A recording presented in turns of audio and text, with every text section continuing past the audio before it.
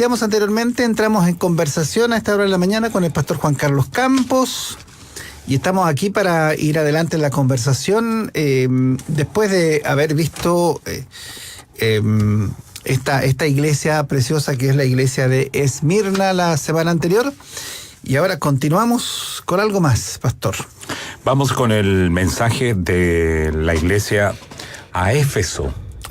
Una iglesia muy conocida. Uh-huh. Tenemos una epístola. Incluso a los Efesios, una carta a los Efesios. Tenemos pasajes donde navegar para conocer un poco más el trasfondo. ¿Y qué les parece si comenzamos con lo que Cristo le dice a la iglesia? Bien, capítulo 2 de Apocalipsis, ahí dice lo siguiente: escribe al ángel de la iglesia en Éfeso, el que tiene las 7 estrellas en su diestra, el que anda en medio de los 7 candeleros de oro, dice esto. Ahí pone 2 puntos y dice lo siguiente: yo conozco tus obras, y tu arduo trabajo y paciencia, y que no puedes soportar a los malos, y has probado a los que se dicen ser apóstoles y no lo son, y los has hallado mentirosos. Y has sufrido, y has tenido paciencia, y has trabajado arduamente por amor de mi nombre, y no has desmayado. Pero tengo contra ti que has dejado tu primer amor.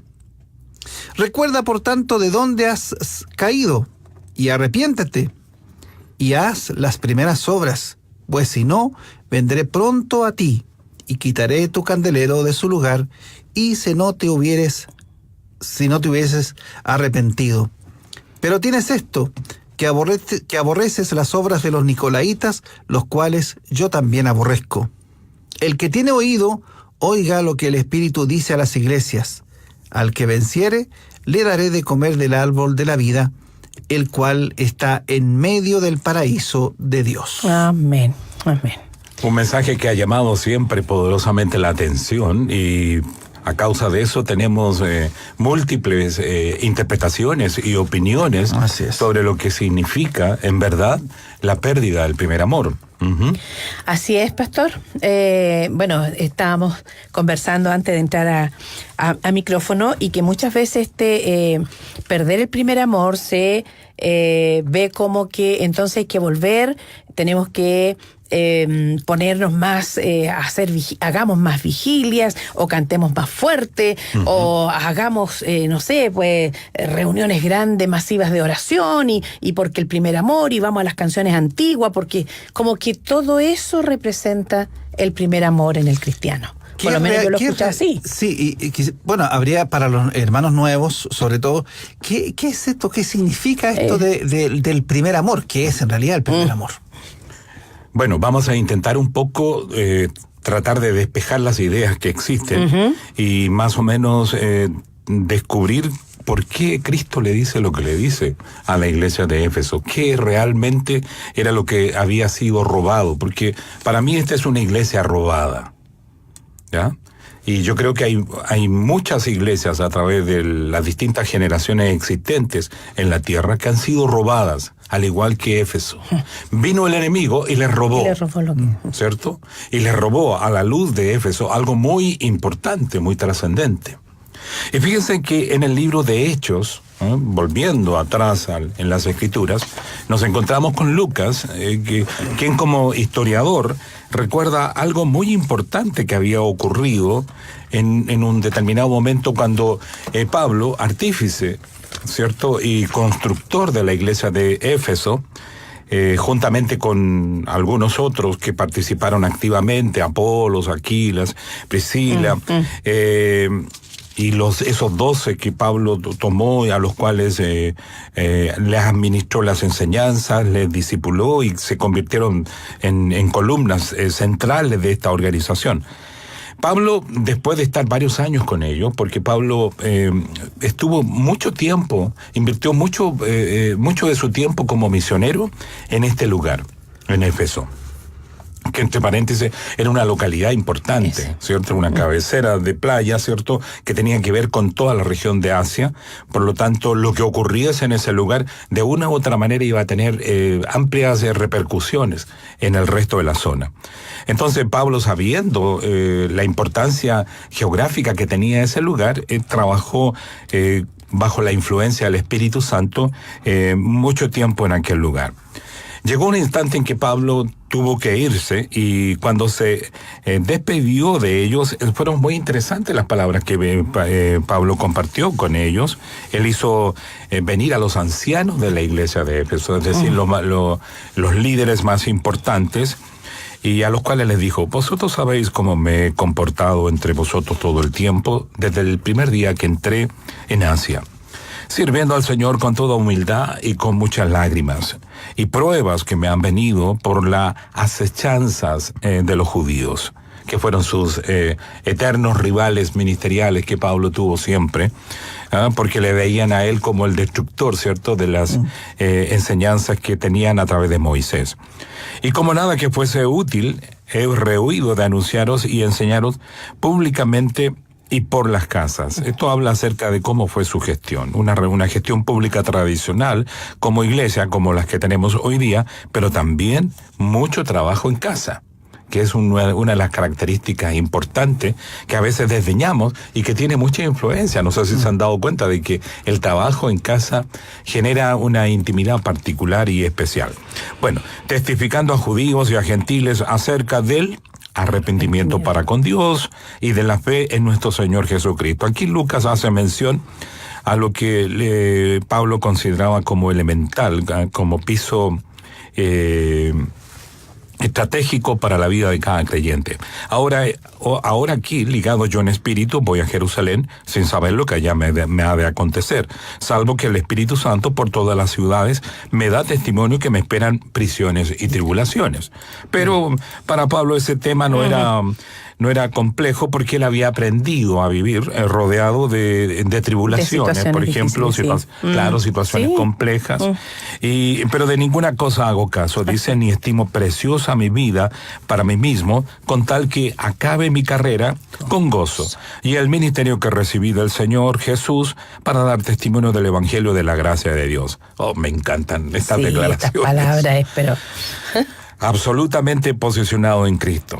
Y ahora aquí yo sé que ninguno de todos ustedes, entre quienes he pasado predicando el reino de Dios, verá más mi rostro. Es una despedida de tomo lomo. Se está diciéndole claramente que es la última vez que él va a estar con ellos. Sin duda, esto tendría en cualquier rostro de nosotros, si hubiésemos estado ahí en ese lugar, hubiese tenido significado, ¿cierto? Obviamente. Habiéndole conocido, habiendo estado con este pequeñito, sí, este pequeñito de los apóstoles, tiene que haber sido una experiencia, pero extraordinaria. Por tanto, yo os protesto en el día de hoy que estoy limpio de la sangre de todos, porque no he rehuido anunciaros el consejo de Dios. Todo Lo he compartido. Estoy libre de polvo y paja, en otras palabras. Ahora la cosa tiene que ver con ustedes. Era la responsabilidad que estaba quedando en estos líderes sobre lo que iba a acontecer con la iglesia de Éfeso. Por tanto, yo os protesto en el día de hoy, ya lo leí. Por tanto, mirad por vosotros y por todo el rebaño en que el Espíritu Santo ha puesto por obispos, para apacentar la iglesia del Señor, la cual él ganó por su propia sangre. Es decir, son ancianos y tienen que hacer lo que conviene a la labor de un anciano. En este caso, ser sobreveedores de todo cuanto ocurre en el rebaño. Porque yo sé que después de mi partida entrarán en medio de vosotros. Y aquí hay una advertencia muy importante que tiene efectos históricos que se cumplen en el libro Apocalipsis, ¿cierto? Porque yo sé que después de mi partida entrarán en medio de vosotros lobos rapaces, que no perdonarán al rebaño. Y de vosotros mismos se levantarán hombres que hablen cosas perversas para arrastrar tras sí a los discípulos. ¡Qué claridad! ¿Cierto? ¡Qué claridad tenés! Por tanto, velad acordándoos que por 3 años, de noche y de día, no he cesado de amonestar con lágrimas a cada uno. Es decir, llorando con los que lloran y riendo con los que ríen. Y ahora, hermanos, os encomiendo a Dios y a la palabra de gracia que tiene poder para sobreedificaros y daros herencia con todos los santificados. Ni plata, ni oro, ni vestido, de nadie he codiciado. Antes vosotros sabéis que para lo que me ha sido necesario a mí y a los que están conmigo, estas manos me han servido.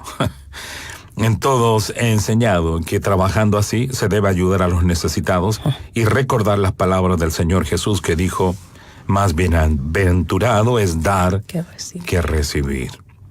Cuando hubo dicho estas cosas, se puso de rodillas y lloró con todos ellos. Entonces hubo gran llanto de todos, y echándose al cuello de Pablo, le besaban, doliéndose en gran manera por la palabra que dijo, de que no verían más su rostro, y le acompañaron al barco. Una ¡Qué despedida! Potente, ¿cierto? Un hombre, un artífice, uno de los apóstoles históricamente más influyentes en la iglesia primitiva. Aquí le vemos trabajando en una iglesia como Éfeso, que en el tiempo se hizo muy conocida por distintas circunstancias. Tenemos la famosa epístola a Éfeso, ¿cierto? Que es una epístola que bendice profundamente cada vez que uno la lee. Así es. Y que entre paréntesis tiene apenas 6 capítulos. Y uno la puede leer en 30 minutos. O si quiere leerla más lentamente, en 45 minutos uno puede leer y tener toda una visión, Así ¿cierto? Es. Lo que algunos han llamado el Evangelio de Pablo. Sí. Porque ahí está, digamos, como concentrado de lo más importante que Pablo habitualmente compartía en cualquier lugar.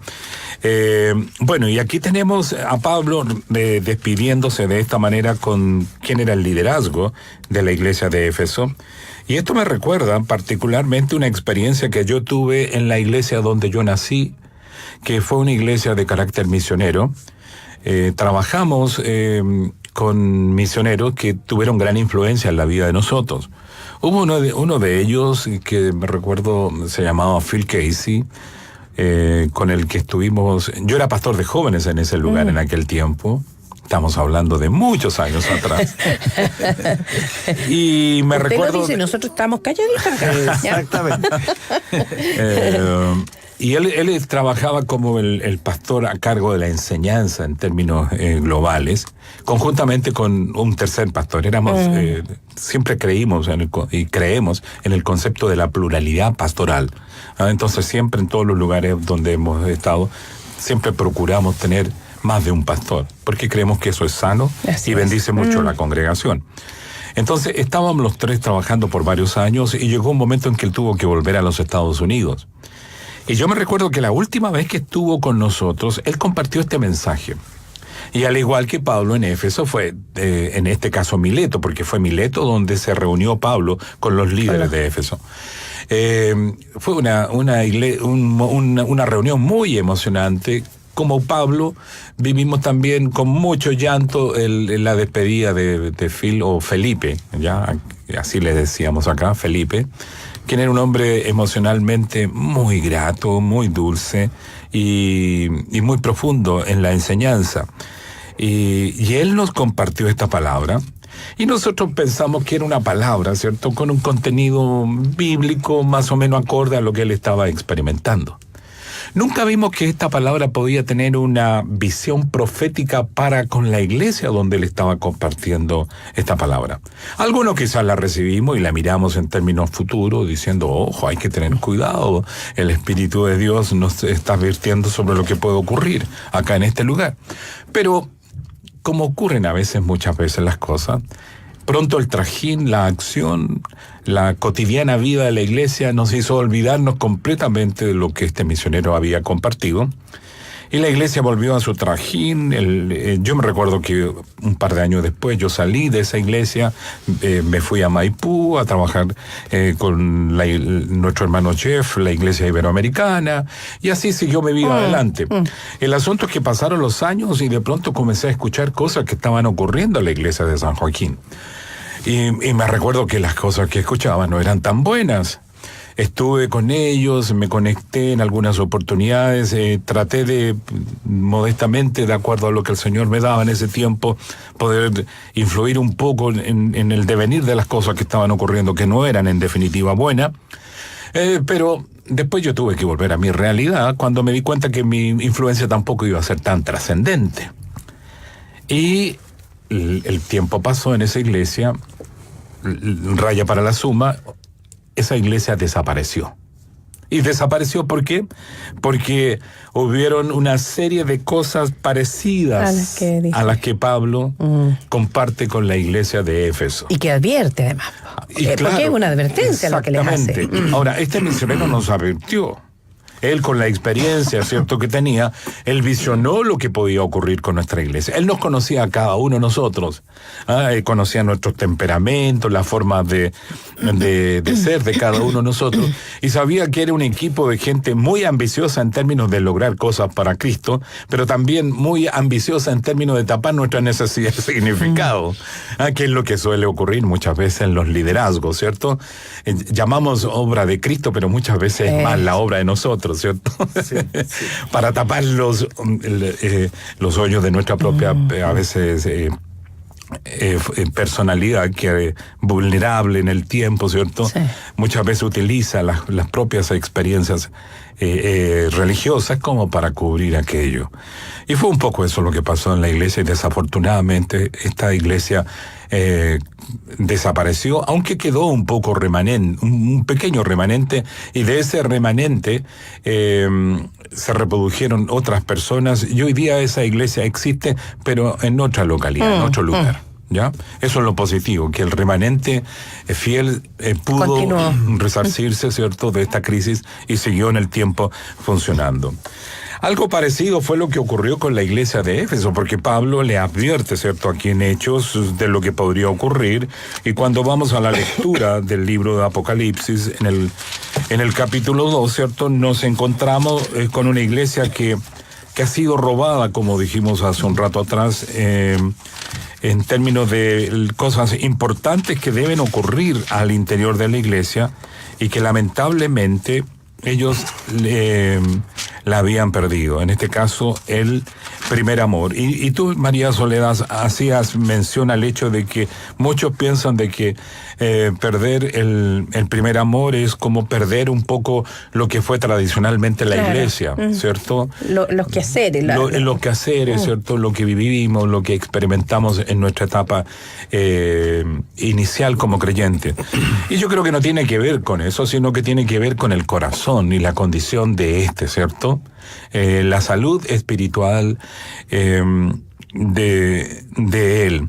Dice, volviendo a lo que ustedes leyeron, en el versículo 1, Cristo se presenta ante esta iglesia como el que tiene las 7 estrellas en su diestra. Otra versión dice que él tiene las 7 estrellas en su mano, ¿ya? Y después dice, el que anda en medio de los 7 candeleros de oro, dice esto. Evidentemente aquí ya entramos un poco lo que es la lectura propia de Apocalipsis, donde hay mucha metáfora, ¿cierto?, y que trata de ilustrar ciertas ideas. Hay acuerdo general que lo que este versículo está diciendo, aunque es difícil establecer acuerdo general. Convengamos. ¿Cierto? Pero más o menos lo que la mayoría dice es que en este versículo el Señor está dando a entender de que Él tiene a los pastores en su mano. En este caso las estrellas serían los líderes de las congregaciones. Y luego dice que Cristo anda siempre en medio de los 7 candeleros, y los candeleros serían las diferentes iglesias a la cual es escrita esta epístola. Y Cristo anda en medio. Y esto es importante recordar, porque de repente estamos reunidos en la congregación y nos volvemos muy intro y a veces muy individualistas, y pensamos que estamos nosotros nomás ahí en la iglesia, y se nos olvida que el Señor tiene esa particularidad de andar en medio de la iglesia. Debe ser muy interesante cuando el Señor pasa alrededor nuestro, porque a veces nosotros no tenemos conciencia de esa situación. Es cierto, recurrimos a argumentos como por ejemplo de que donde hay 2 o 3 el Señor está reunido, por lo tanto, o sea que hay una numerosa congregación en esta mañana, el Señor está presente. Es como un saludo a la bandera, ¿cierto? Y eso puede hablar un poco acerca de cómo hay verdades que se van perdiendo calidez. Se van diluyendo en el tiempo. ¿Cierto? Y yo creo que eso tiene que ver un poco también con la pérdida del primer amor. Cuando ciertos principios que en un determinado momento tuvieron mucha influencia, que nos llegaban a emocionar por la influencia que tenían, comienzan a filtrarse y vamos adoptando nuevas enseñanzas y vamos buscando más enseñanzas y al ir desprendiéndonos, los afanes pasan a ser más de orden individual, de satisfacer la necesidad de conocimiento, para proyectar conocimiento a otros, etcétera. Y todo eso puede ser un poco lo que es la pérdida del primer amor, cuando comenzamos a resbalarnos de lo que era nuestra posición inicial. Inicialmente nosotros todo lo que vivíamos, lo vivíamos en comunión con el Señor, paso que dábamos, siempre lo dábamos en comunión con Él. Tratábamos de vivir una vida hasta con mucha ingenuidad, ¿cierto? Sí. Pero creyendo todo cuanto recibíamos. No habían argumentaciones interiores ni filtros para diluir lo que estábamos recibiendo. Mucha gente que nos enseñaba, le colocábamos todo tipo de atención y escuchábamos todos como niños. Recepcionamos. Totalmente. Éramos receptores increíbles. Pero pasa el tiempo, ¿cierto? Los argumentos crecen en nosotros y comenzamos a filtrar. Y llega un momento que todo lo que escuchamos es filtrado. O comenzamos a suponer aspectos de lo que pueden haber en quién es el transmisor de las enseñanzas. Es decir, estamos dudando de todo el mundo. Más en este tiempo. Claro, entonces yo creo que eso también tiene que ver con la pérdida del primer amor, cuando comenzamos a dudar o cuando comenzamos a hacer juicio, porque comenzamos a hacer juicio de todo el mundo. Hablamos de la iglesia y generalmente tenemos una opinión muy prejuiciosa de la iglesia. De repente uno a veces está en conversaciones con líderes que tienen una visión tan pesimista con respecto a la obra de la iglesia, a la obra de influencia de la iglesia en la cultura, y uno llega a pensar, a ver, aquí hay algo que no calza, ¿cierto? O el Espíritu de Dios se fue, o es insuficiente, incapaz para influenciar nuestra cultura, o nosotros estamos equivocados con respecto a los juicios que estamos haciendo en relación a lo que el Espíritu de Dios es capaz de realizar en medio de su iglesia. ¿Entienden lo que...? Sí. Entonces, yo creo que todas estas cosas están relacionadas con la pérdida del primer amor. Porque en nuestra etapa, digamos, original como creyente, juicios de esa naturaleza no se hacían, sino que por lo contrario, cada vez que estábamos en cualquier lugar, había un piso interior en nosotros dispuesto siempre a recibir, siempre a escuchar con muy buena actitud, siempre a colocar oído. Estaba dispuesto el oído para recibir. Había una disposición muy natural. Sí. Pero pasan los años, crecemos y nos colocamos díscolos para oír. Díscolo, buena palabra. Cierto. Entonces, estas cosas se relacionan un poco con esta pérdida del primer amor. Era una iglesia que el Espíritu de Dios le dice, yo conozco tus obras. Es decir, habían obras en ellos. Yo conozco tus obras. Y luego de eso se relaciona con ellos diciéndole, y conozco tu arduo trabajo. Es decir, era una iglesia que estaba activamente involucrada en la acción cotidiana. Algunos han mencionado de que el Señor podría regresar en ese tiempo y la iglesia de Éfeso podría seguir funcionando, sin darse cuenta de lo que el Señor había vivido. Y eso es cuando de pronto la iglesia se convierte en una superestructura eclesial. Están todas las cosas necesarias, las agendas llenas de actividades, todo ordenado. Es decir, nadie puede reprochar nuestra categoría de administrador. Pero la administración no es la respuesta para con la iglesia, siendo una respuesta necesaria e importante para la acción misma de la iglesia. Pero no podemos vivir solamente de la administración, se requiere de algo más. Y por eso le dice, reconozco también entre ustedes la paciencia. ¿Cierto? Y aquí hay una dualidad en otra versión que dice paciencia y en la tribulación. Aquí dice, yo conozco tu arduo trabajo y paciencia y que no puedes soportar a los malos. Y has probado los que se dicen ser apóstoles y no lo son, y los has hallado mentirosos. Hay una suma, una suma de cualidades que ya quisiera cualquier iglesia poseer. O sea, había discernimiento. Porque si prueban, si están probando y no aprueban, es porque había discernimiento. Sí, claro, los dones estaban en acción. Claro. Y recordemos de que los dones no están puestos en términos condicionales en nuestra vida. Los dones viajan de la presencia del Señor a nuestro corazón y ahí se quedan. Irrevocables. Irrevocables, pasan a ser parte de nuestra posesión adquirida en Cristo Jesús. Ahora, el cómo lo administramos después es una cuestión ya que tiene que ver con nosotros. Es decir, podemos administrarlo por medio de la llenura del Espíritu Santo y podemos ser una bomba por medio de esos dones, pero también podemos, habiéndolo administrado con el Espíritu Santo, poder dejar de esa dependencia elemental e importante, dejarla un poco al lado y vivir un poco a la luz de nuestra propia luz. Claro. ¿Ya? O sea, como que ya Entonces, aprendí y ahora me manejo sola. Claro, razonamiento personal y todo eso. Es que yo creo que ese es el gran enemigo que nosotros tenemos en la madurez, y cómo esta madurez muchas veces, entre comillas, nos hace desprendernos de lo más importante. De lo esencial. Que es la vida íntima con el Señor. ¿Cierto? Porque a veces consideramos que madurez tiene que ver con eso de que, no, yo ya crecí. Yo ya no necesito estos hermanos que me administraban mi vida. Ahora yo ya soy grande. Claro. Entonces yo ya puedo tomar mis propias decisiones y puedo comenzar a hacer las cosas que yo creo que son necesarias hacer. Y que se pueden hacer a lo mejor a mi manera. Exactamente. Es mi tiempo. Uno escucha todas estas cosas. Cierto.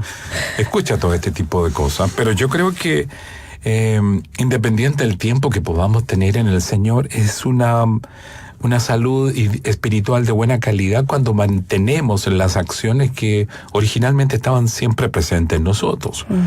Uno tiene padres espirituales y los padres no tienen por qué dejar de ser padres en la vida de uno, ¿cierto?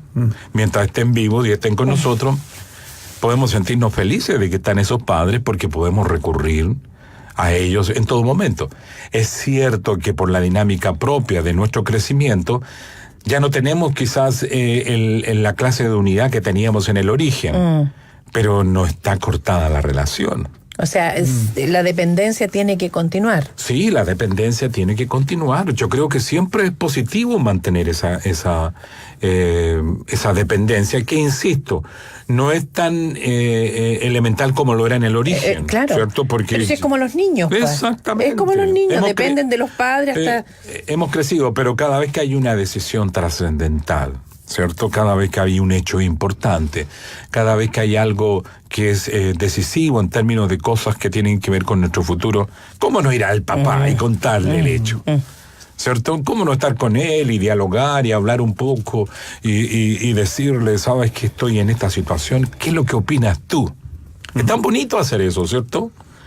Y buscar, porque la Biblia dice que la sabiduría, ¿dónde está? En la multitud En la multitud, pues. de los consejos, del consejero. Y ahí la multitud nuestra, en el trasfondo, hay tantas cosas a las cuales echar mano, hay tanta gente que ha tenido que ver con nuestro proyecto de desarrollo y que resultan positivos para cada uno de nosotros. Entonces tenemos que en el versículo 3 dice, y has sufrido, y has tenido paciencia, has trabajado arduamente por amor de mi nombre, y no has desmayado. Ahora hay un pero aquí. Que aquí y viene ese el pero. es tremendo porque dice, pero tengo contra ti que has dejado tu primer amor. Este versículo 4 es súper importante. Famoso, ¿cierto? Porque muchos Cierto, conocemos esta frase. Cierto. Y olvidamos el contexto. El contexto llama la atención. Tenemos una iglesia que produce actividades, que produce resultados, que está, al parecer, claramente viva espiritualmente, pero vemos que el Señor reclama algo importante en medio de esta iglesia. Ha perdido su primer amor. En el plano relacional, por ejemplo, entre un hombre y una mujer, ¿cuál sería la experiencia del primer amor? ¿Qué piensan ustedes? Buena pregunta. Sí, por los tiempos del enamoramiento, por ejemplo, de las primeras cosas, ¿no? Lo que empieza cuando se produce la atracción entre ambos. Ajá. Y hay toda una pasión que se despierta, ¿verdad? Ya. Que creemos que lo hace el Señor, porque así fue su diseño, ¿verdad? Y luego ya pasan los años, y decía un amado pastor, y llega el tiempo de amar. Realmente. Sí, decía claro. él. Me llamó la atención cuando... El conocimiento, ¿cierto? De la otra parte nos permite entender, ¿cierto? De que el amor tiene que ver también con esa dimensión de la personalidad del otro que no conocíamos en el principio. Pero tú hiciste mención a algunas cualidades importantes que ocurren en esa primera etapa. La etapa de la pasión, por ejemplo. Quizás podríamos agregar el deseo de estar siempre con la otra persona. Exactamente. Que es una de las características, ¿cierto? No, queremos estar en todo momento, no nos conformamos con solamente estar el fin de semana. Y hablar y conversar. Claro, y podemos estar horas. Tardes enteras, ¿cierto? Sí. Hoy estas personas estuvieron toda la mañana ahí en esa esquina. Comentarios que se hacen, ¿cierto? Al pasar por un par de enamorados en una plaza. Alguien que vive frente a una plaza también, y se da cuenta, ¿cierto? Que los enamorados pasan toda la tarde juntos. Pueden estar toda la tarde, todo un día, y no hay ningún problema. Porque la clase de necesidad de la otra persona es muy profundo. Y yo creo que la iglesia de Éfeso tenía esas características en el comienzo. Deseaban los hermanos estar siempre juntos. Pero es que usted acaba de decir una palabra, pastor. La necesidad de querer estar juntos. Es que ahí está la clave, ¿cierto? Porque llega un momento... ¿En qué momento yo dejo de necesitar? Exactamente. ¿En qué momento? ¿Y por qué? ¿Y por qué? ¿Cierto? Entonces, evidentemente, algo ocurrió con la iglesia de Éfeso que perdió esto que era esencial, el vivir en el amor para con el Señor. Y comenzaron a surgir quizás en la vida de cada uno de las personas, hubo un importante grupo de personas, quizás los más influyentes, comenzaron a aparecer otras prioridades. Y eso es lo que pasa con nosotros, las personas que están generando influencia sobre otro, o la gente en general. A través del tiempo vamos estableciendo nuevas prioridades, y esas prioridades nos hacen sacar el corazón de donde éste siempre estuvo. Y donde siempre debió estar. Es lo que es lo que Cristo le reprocha. Es lo que le dice, claro. ¿Cierto? Ahora, ¿qué tiene que ver esto con Hechos capítulo 20? Bueno, probablemente estos líderes que aparecieron, ¿no? Estos personajes nuevos que Pablo advirtió que iban a venir, trajeron nuevas realidades, ¿cierto? Nuevos pensamientos, a lo mejor los llevaron a entretenerse con discusiones, ¿cierto? Que Pablo lo menciona en otra de sus epístolas, que no llevan a ningún lugar. Sí, no te entremetas o no te dejes llevar por ¿cómo se llama? Por conversaciones como que no, no van a dar fruto. Po. Es que yo creo que, por ejemplo, la vida espiritual, la vida en Cristo versus la vida religiosa está tan íntimamente ligada de pronto. Y yo creo que tenemos que entender de que la vida religiosa es aquella vida que está generalmente argumentando mucho de cosas que no son claramente visibles, que cae mucho en la especulación, y como resultado de eso comienzan a primar muchas argumentaciones humanas, ¿cierto?, que se desprenden de las Escrituras. Eso es religión. Todo lo que no tiene que ver con la Escritura. necesariamente, aunque está relacionada con la Escritura. Cuando digo que no tienen que ver con la Escritura, me refiero a lo que la Escritura claramente enseña. Entonces, cuando comenzamos a vivir más de la especulación, cuando comenzamos a vivir ya comenzando a cuestionar cosas, cuando ya comenzamos a vivir ya filtrando cosas, como dijimos esto hace un rato atrás, vamos perdiendo, ¿cierto?, esta óptica original.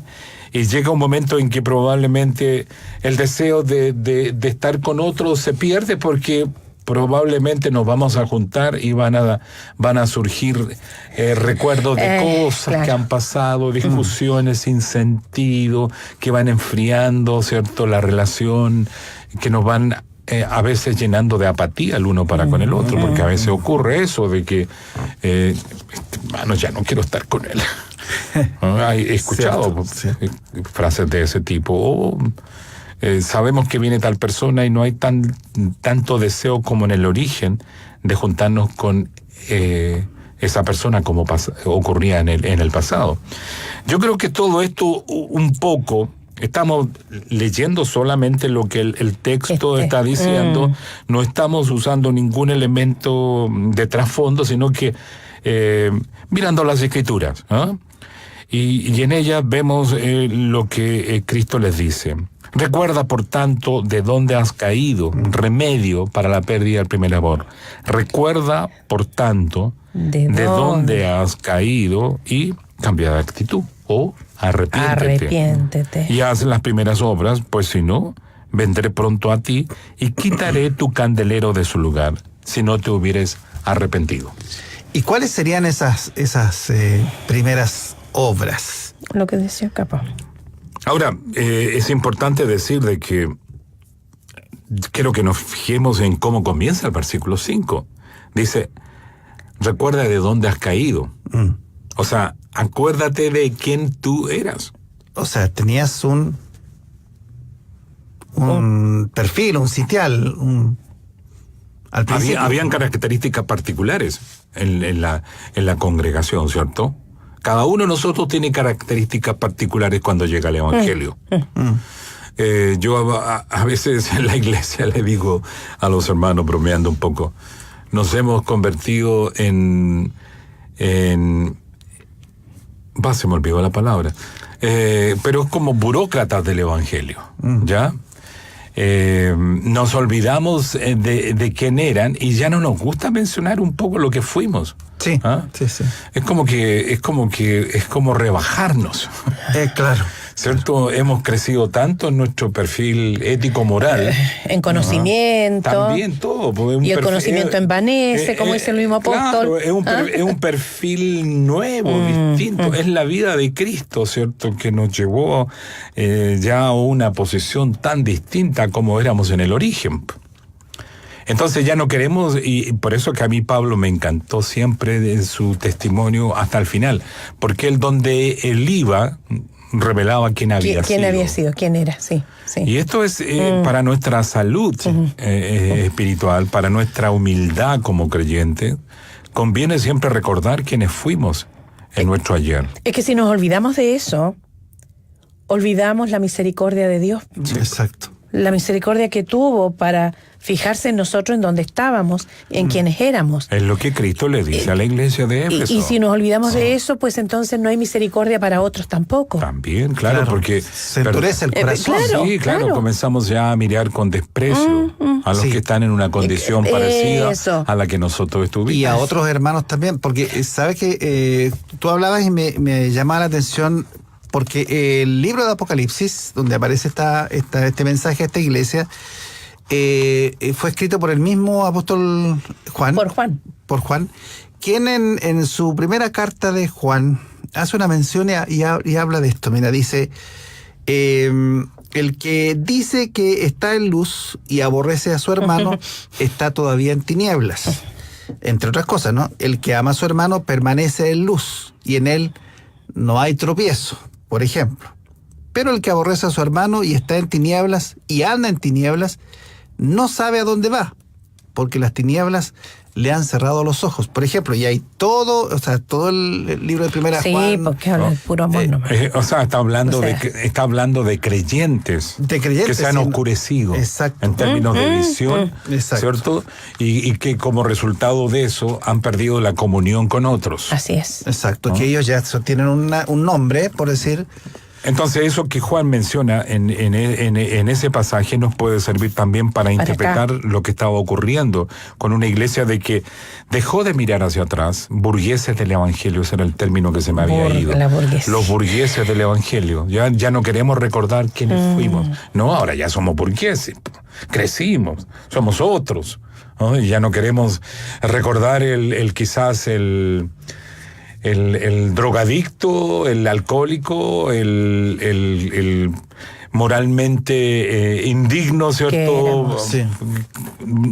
Podemos mencionar muchas cosas en relación a esa área.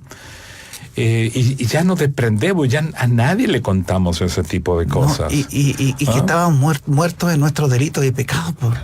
Y sabes que una de las cosas que cuando las personas viven harto tiempo como yo, una de las cosas que uno va viendo es que a veces Dios va reconsiderando los hechos en la vida de nuestros hijos. Cierto. Dios toca esa parte que no queremos que sea tocada. Cierto. Nosotros nos despegamos de eso. Nunca hicimos mención, ni se la dijimos a nuestros hijos. Y algunos papás tienen miedo de que los hijos se enteren de lo que... Pastor, por favor, no vaya a contar esto que yo le conté en una oportunidad a usted. Es como cuando hagamos el negocio. Oye, es como cuando un día yo le conté a mis hijos, estábamos hablando y les digo, bueno, es que a mí me expulsaron de un liceo. ¿Qué? ¡Miren la Marita! ¡Ay, se reí! Y bueno, después yo les contaba, pues, porque fue, pues, obviamente. Claro, es lo que pasa cuando uno cuenta y, ¿en serio, pastor, usted era así? Sí, pues tú crees que yo siempre fui... Pero si a quiénes vino el Señor. Claro, fuimos enfermos, afectados por el pecado. Claro. Sí, y es curioso, pastor, porque las mañanas siempre damos oportunidad para que llamen hermanos y compartan lo que el Señor ha hecho con sus vidas, y son pocos. De pronto, sobre todo los que llevan por años, los que tienen por años conocimiento del Señor y han experimentado por años la misericordia del Señor, pocos se atreven a decir, de aquí me sacó el Señor. Esta mañana, ¿te acuerdas que cuando comenzamos mencionábamos las misericordias del Señor? Y un hermano que escribió, un hermano Miguel de Valdivia, me compartía que él, ¿cómo era? Que él había averiguado acerca de las misericordias, del significado, de miseria y cordia de corazón. Entonces, claro, decía, gloria al Señor por esto. Y yo le decía, sí, yo en alguna oportunidad también lo leí. Dios poniendo su corazón en nuestra miseria. Misericordia. Qué bueno, ¿eh? Él puso su corazón en mi miseria. Y alguien dirá, no, pero es que si yo no era drogadicto, no era alcohólico, no maté a nadie, no hice esto... La Escritura dice que estábamos muertos. El corazón nuestro reflejaba, pero multitud de distintas luces. Claro. Y eran luces negativas. Por eso Pedro, por ejemplo, cuando le escribe a la iglesia a la cual escribió, dice, baste ya el tiempo pasado para haber hecho lo que agrada a los gentiles, andando en lascivias, concupiscencias, embriagueces, orgías, disipación y abominables idolatrías. A esto les parece cosa extraña que vosotros no corráis con ellos en el mismo desenfreno de disolución y os ultrajan.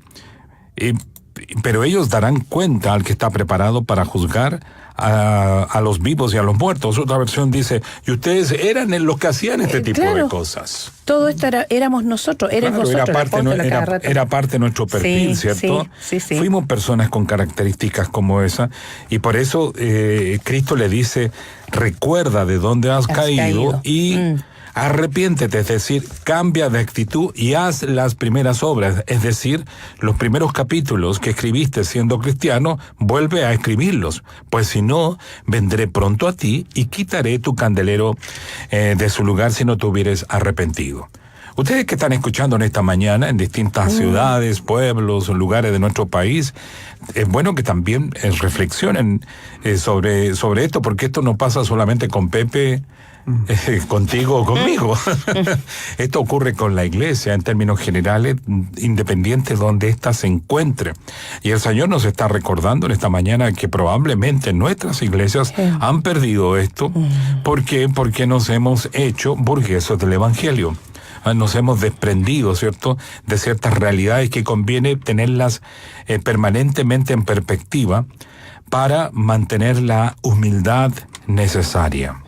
Versículo 6 dice, pero tienes esto que aborreces la obra de los nicolaitas, las cuales yo también aborrezco. Vamos a tener que dejarlo eso para la próxima oportunidad. Nos pilló la hora. Nos encantaría seguir conversando, pastor, pero hasta aquí podemos hoy acerca de esta carta a la iglesia, en cómo el Señor la ve y en cómo el Señor también le dice lo que no está bien, pero junto con eso también aquí está el remedio. ¿Qué es lo que tienes que hacer para volver? Sí. Así es que lo vamos a dejar para la próxima. Agradecer entre varios que escribieron. El pastor Patricio precisamente estaba muy atento. Dice, nos hemos aburguesado. Esa era la expresión. Sí, así que saludos y gracias, pastor, por estar ahí.